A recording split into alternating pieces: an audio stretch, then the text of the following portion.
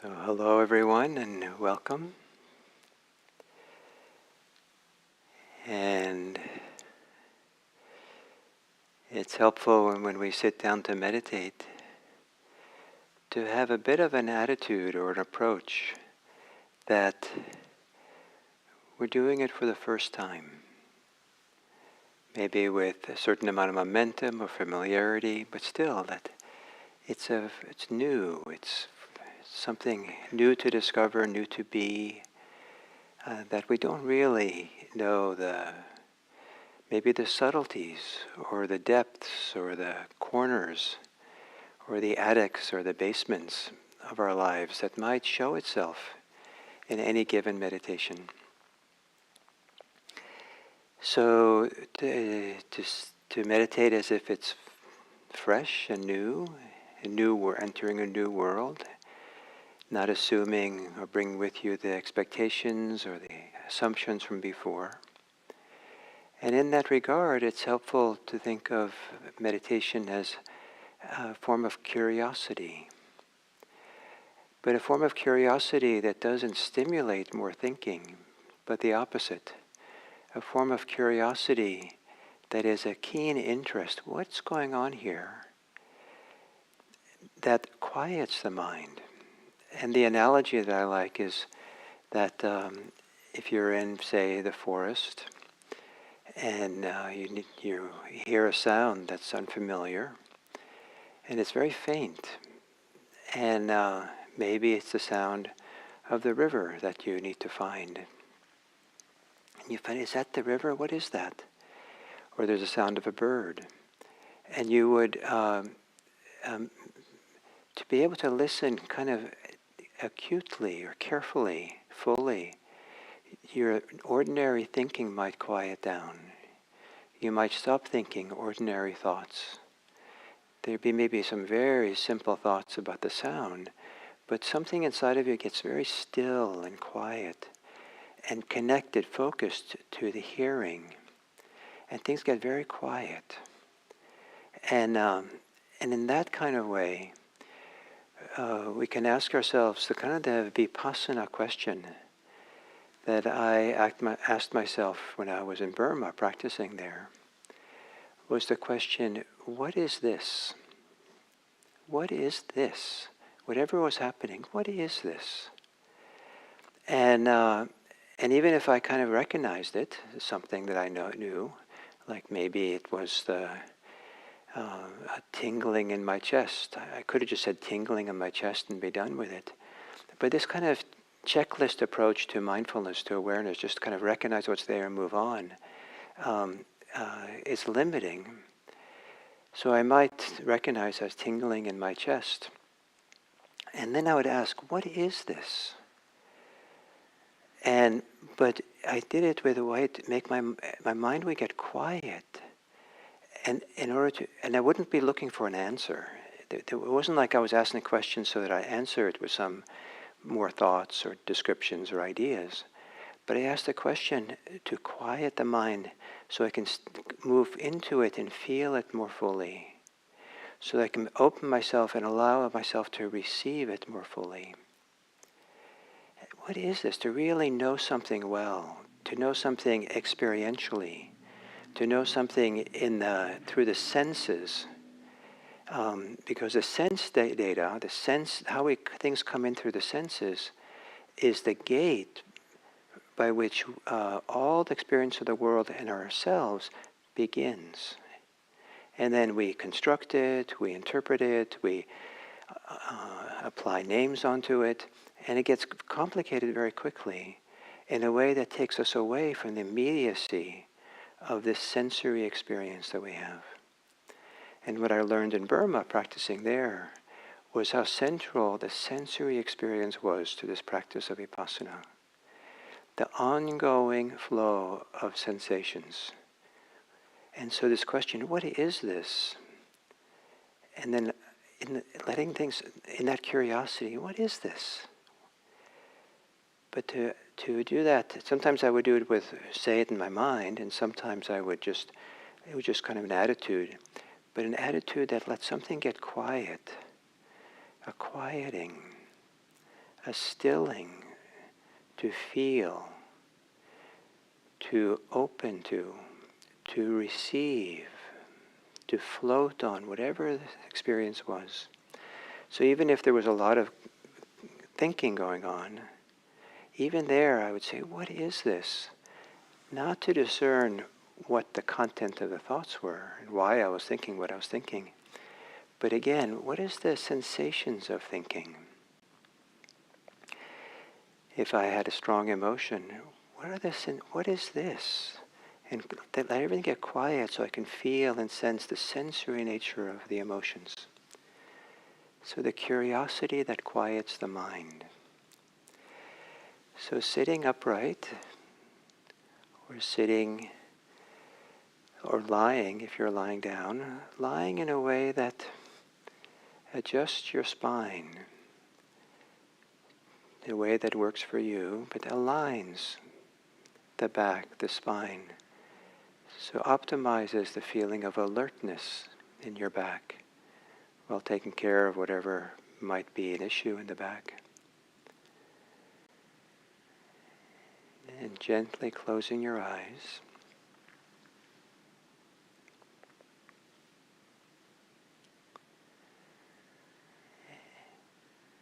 And beginning with curiosity. And the question, what is this? What is this experience of being alive right now, in this posture with the eyes closed?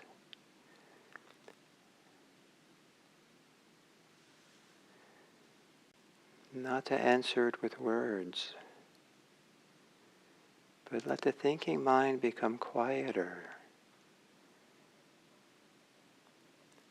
As if you're quiet enough, what is here will reveal itself to you. You don't have to go looking or figuring out. What is it that wants to be revealed? What is this?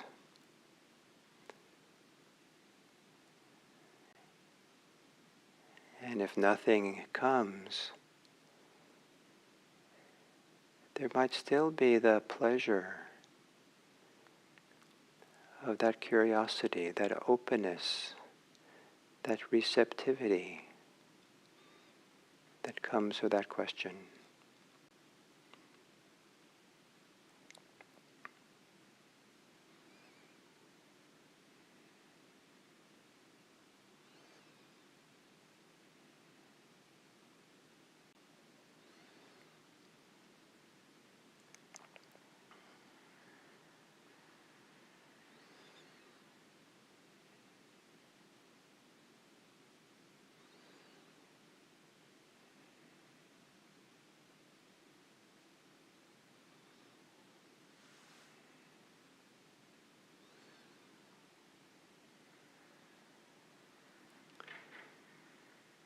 And taking a few longer, deeper breaths, relaxing with the exhale.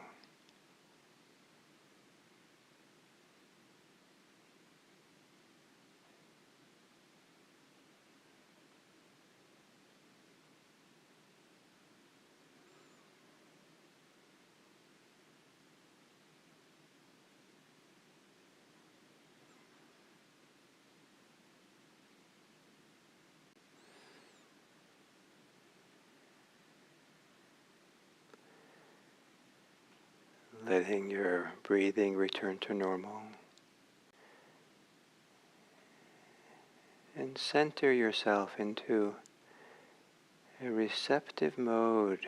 Center yourself in the breathing, to be receptive to breathing, the bodily sensations of breathing.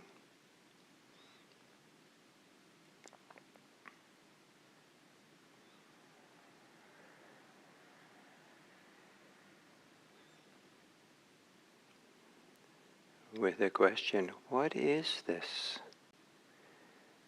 What is the body's sensations of breathing? What is it? As a way of quieting the mind and being more sensitive to the experience of breathing.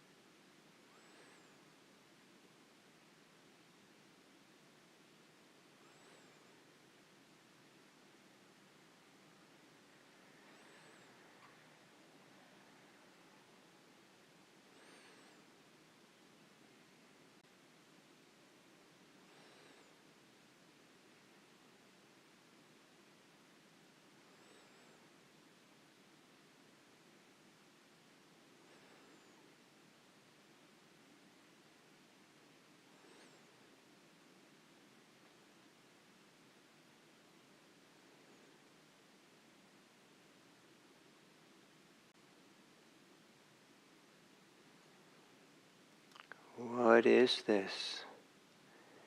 As an entry into the ongoing flow of present moment experience, with the mind becoming quieter, stiller,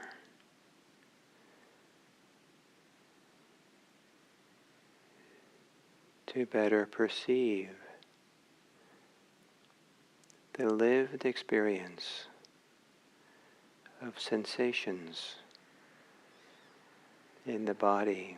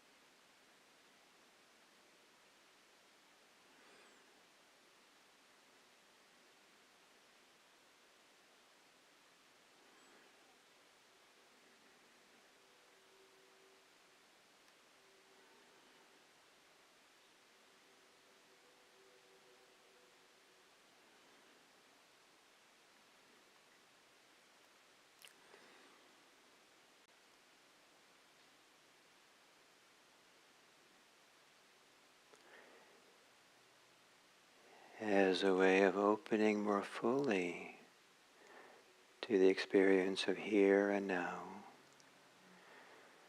you could ask yourself the question, what is this? Don't look for an answer. Let the question open you to the experience of here.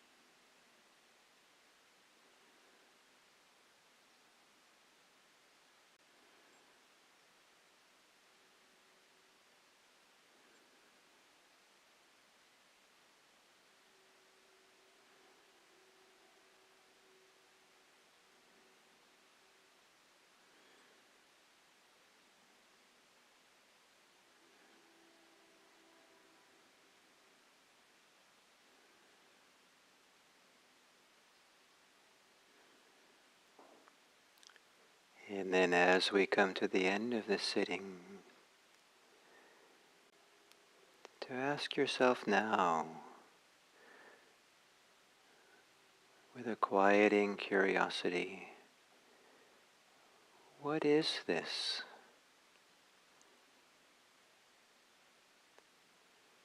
What is this experience of being alive?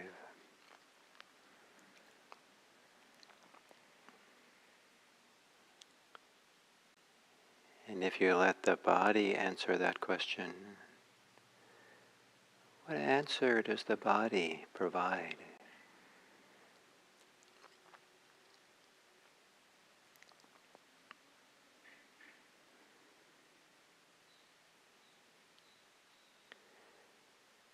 Then with a quietest mind, maybe a calming heart, to look, open up to the world around you, in your neighborhood, your home, your town. What is it to have an open heart?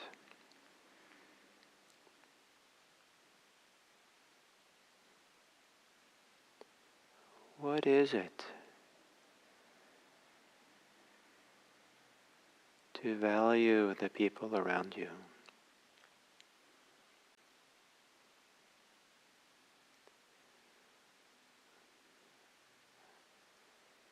What form of receptivity and attentiveness comes out of meditation, out of mindfulness, that allows you to take in others in a deeper way, not as projections of our complaints or desires or opinions, but to kind of be sensitive to the humanity of others in all their shapes and forms.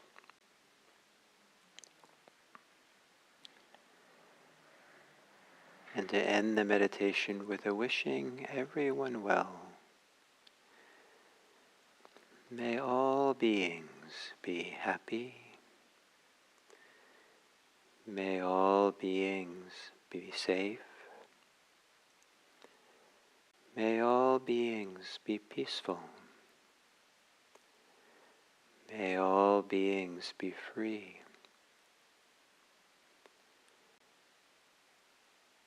And perhaps inspired to have this well-wishing, knowing that combination of happiness, safety, peace, and freedom brings out the best in people, even the ones who are difficult. May all beings be happy. May all beings be safe. May all beings be peaceful. And may all beings be free.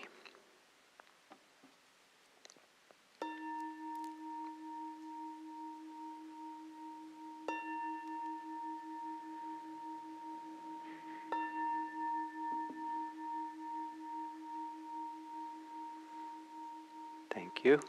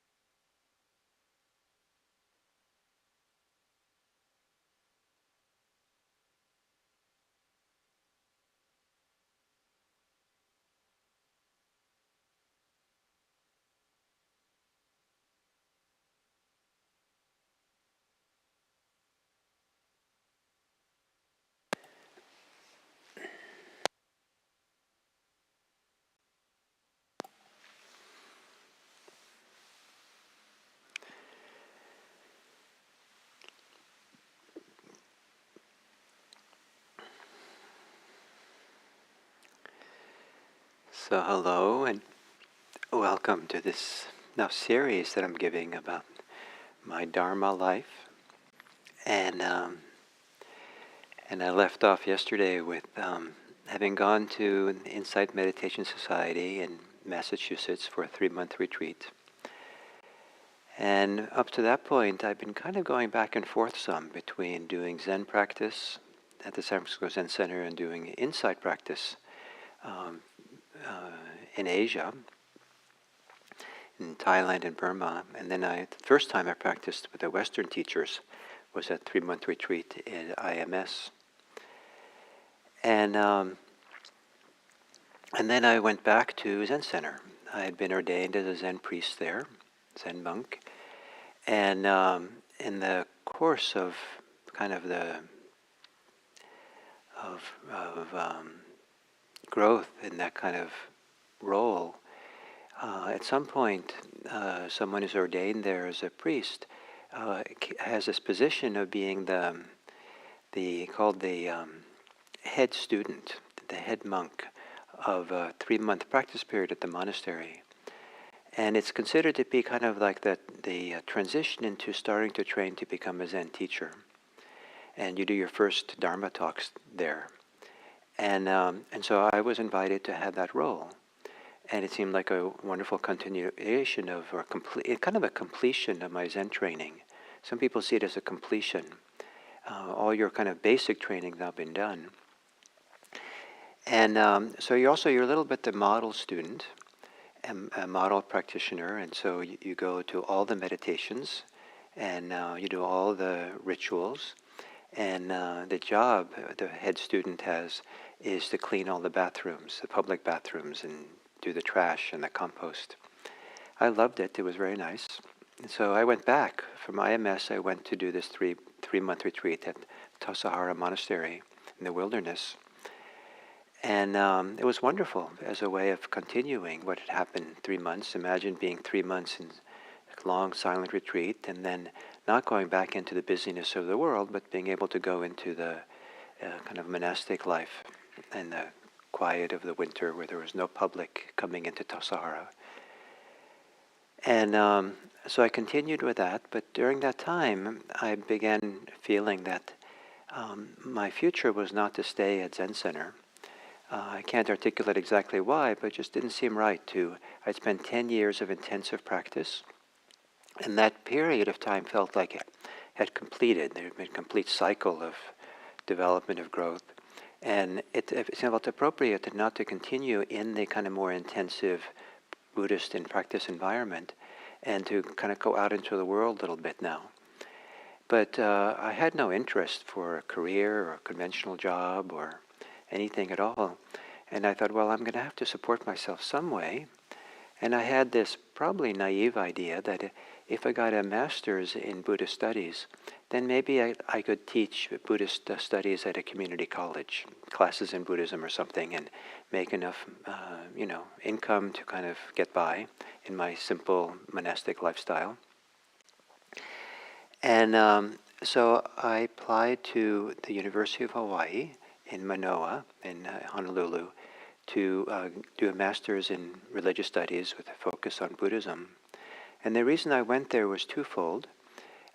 Someone had given me a book by a professor in the philosophy department, a Sri Lankan man named David Kalupahana, about the middle way of Nagarjuna. Nagarjuna was one of the very important early Mahayana philosophers of India. And David Kalupahana had a very different orientation towards how to study Kalupahana. I studied Nagarjuna. Most people studied this philosopher, this maybe 2nd century philosopher, through the lens of later Indian interpretations. He said, no, you shouldn't do that.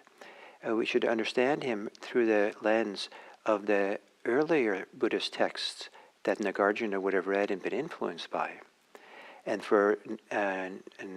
that was these early Pali suttas, early Pali discourses of the Buddha. And I thought that was a brilliant move, and I really liked David Kalupahana's take on all this. So I wanted to go there to study with him. Also, there was a Zen teacher, a wonderful teacher named Robert Aitken Roshi who was also right. He had a Zen center in a house right next to the university. So I went there to study with the Zen master, the Zen teacher, and do koan study with him for 2 years, and to do this master's program there. And a master's program in Buddhist studies turned to be lots of fun for me. In the 10 years that I'd lived this kind of more monastic life, I actually hadn't done very much study of Buddhism, very little reading, and now I felt like a kid in a candy store, and I just had a great time with studies, and so that was nice, and then after 2 years it was over, and I said, well, what do I do now? And again, I had no conventional career in mind. I didn't feel like I should go back to the more living at a Buddhist center anymore. So what do? I didn't really have any idea. I wasn't a teacher yet. So I thought, well, it was fun to do this master's program. Why don't I apply for a doctoral program in the San Francisco Bay Area? Because I wanted to be close to my Buddhist teachers and my Buddhist communities. I wanted to be close to the San Francisco Zen Center. And also by then I wanted to be closer to the burgeoning world of Spirit Rock. There was some Vipassana teachers there, Jack Kornfield and others that I hardly knew, but I wanted to be kind of closer to that scene. And I didn't expect to get accepted to a doctorate program. But I was accepted, and to my surprise, and not only was I accepted, but to my surprise, there was for me, a very large scholarship for a living, for room and I think it was a lot of money back then. It was $8,000 a year in 1990 for me to live on, and that was enough for me to live on and go to school, and I quickly discovered that a doctorate program at a major research university is very different than a master's program. And the master's program was kind of like just great surveys of so much of the introduction and surveys to much of Buddhism. And the doctoral program was now to kind of bore down into the details and do a lot of analysis and often critical analysis of texts and it wasn't so much fun the way that I had before. But one of the motivations for me was that my undergraduate degree was in agronomy at this great agricultural school, University of California at Davis, and I was part of a group of other students who were kind of the alternatives in agriculture, we called it. Alternatives in agriculture kind of activists on campus, trying to get more organic farming studies, trying to do different things that were more alternative to conventional commercial fertilizer and pesticide-centered agriculture. And we had wonderful adventures at university promoting that.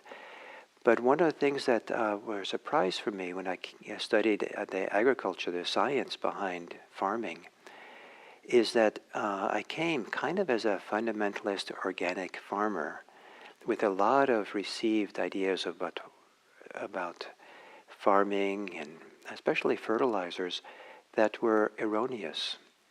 And I was kind of shocked that I was capable of kind of very dogmatic, opinionated ideas about farming and things, and it wasn't quite right.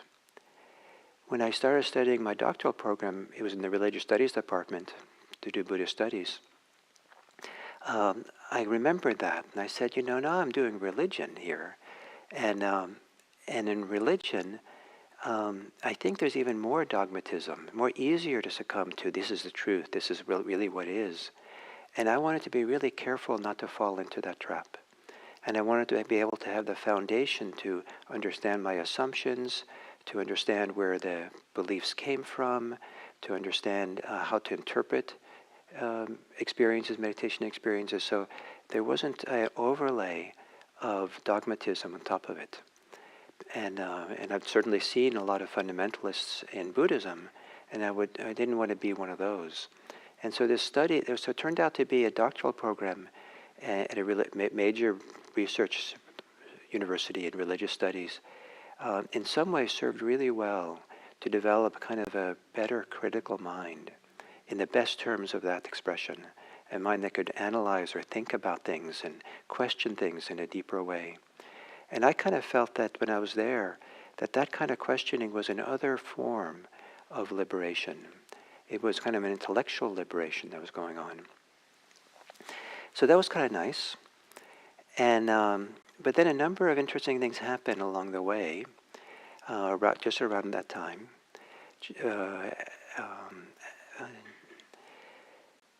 Just before leaving Hawaii to come back to California, I think it was still 1989, I received a phone call that it was out of the blue for me. I wasn't expecting it, from Jack Kornfield, who I only knew a little bit.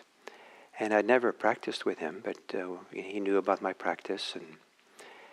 And he invited me to be in his next teacher training. And it was one of those remarkable experiences where I remember standing, looking out a window as he was talking to me on the phone. And I literally, kind of viscerally, I had this sensation in my body of the puzzle pieces of my life coming together. And it's like a click, click, click. And wow, it all fits now. And I can't necessarily explain that, but that was the physical sensations of it. And then later, in a rational way, I said, well, I don't know if I'm going to become a Vipassana teacher, but it'd be foolish not to go study with Jack Kornfield. So I started that training at the same time that I started my doctorate program. And then, when I came back to California, I had a little bit of trouble finding a place to live. So I ended up living back at the San Francisco Zen Center in San Francisco, living in the temple. And it was nice to be there. But then my Zen teacher, Mel Weitzman, was the abbot at that point. At some point, he took me for a walk. And he did, we had an interesting conversation. First, he asked me about, there was two major abbots at Zen Center at that time, and so he asked me about my relationship with the other one, and I said that I trusted the other ones, I trusted his Dharma, his teaching, but I didn't quite trust him. But then he asked, what about me? And talking to himself, about himself, and I said, well, you, I trust you, but I'm not quite sure about your Dharma. And then he did a remarkable thing. We were walking on the sidewalk, and he turned around and faced me. And when I said, I'm not sure about your Dharma, he said, he went to put his hands together, almost like with a clap, and said, that's where we'll meet. He wasn't upset, he wasn't concerned, he was kind of delighted that I didn't quite see eye to eye to him about the Dharma. I said, that's where we'll meet. And it was not like we were going to meet and he was going to convince me something. That's where he wanted to meet me, and it was felt like a really respectful thing. And also in Zen, when you put your hands together in this, it's an act of respect. And then later in that walk, he suggested that I start training with him specifically, or studying with him to prepare for Dharma transmission, which is to become a full Zen teacher. And I kind of said, well, I think it's too early to talk about that, but why don't I come over and start studying with you? And so I started studying basically for that purpose, but I kind of had put off a decision. And so here I was practicing, studying a PhD in Buddhist studies, involved in training to be a Vipassana teacher with Jack Kornfield, and training to be a Zen teacher with Mel Weitzman, all at the same time. And then in 1992, kind of when all this was going on, in addition, that's when I got married.